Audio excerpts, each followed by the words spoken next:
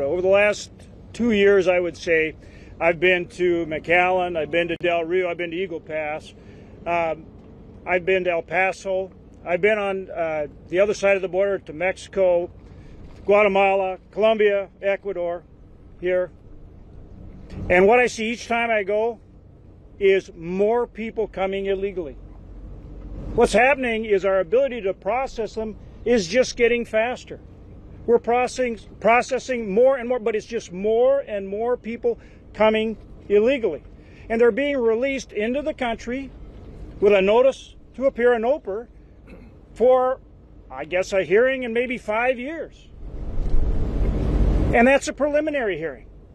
So essentially they're being admitted into the country.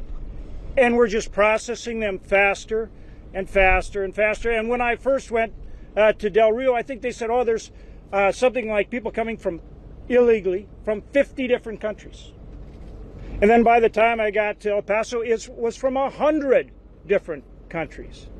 And it's not just people coming illegally. The drugs. Look at all the drugs, the fentanyl, the drugs affecting every state in the nation.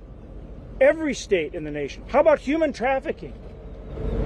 So it's not just people coming here illegally, it's drugs, it's human trafficking. And we just process them faster and faster and more. When I was in Central and South America, the message is come. Come, you might have to wait for a little bit, but eventually you'll get in. We just learned that we can only return 500 a day to Mexico. So you return 500 today, 1,000 come across the next day. You return 500, 2,000 come the next day. Well, you can figure that out. They just all eventually come in. And they all have a cell phone now. So what's the first thing they do? They call back to people in their country, and people waiting on the other side said, yes, I'm in here now, so you come on up. And the cartels are getting rich. Think of the misery that they're exacting on all these people.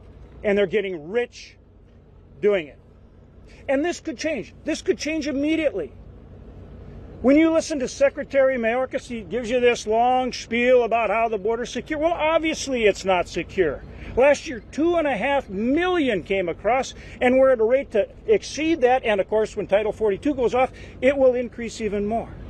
But the reality is, with a change in policy, the CBP professionals, the Border Patrol professionals could stop this. They could stop this. If we truly enforced remain in Mexico and third safe country, and we enforced it as we did under the prior administration, we could stop this. Every American needs to say to the Biden administration, you were elected to enforce the law.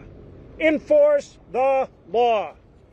Enforce the law. That message needs to be heard across this country.